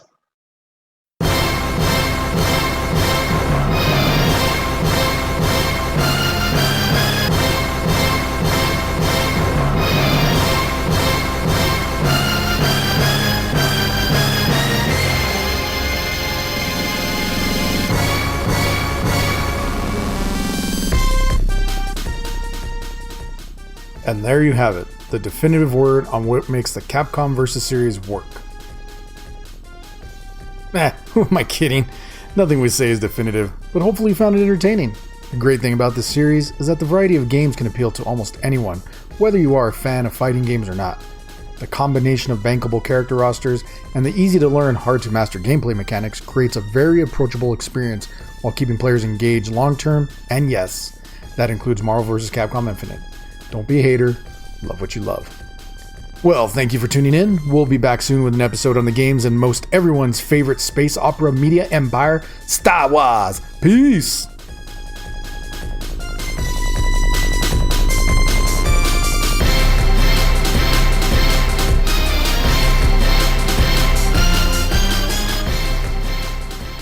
This episode of Obsessive Compulsive Gamer Podcast was produced by Bobby, edited by Mike B, and hosted by Frank.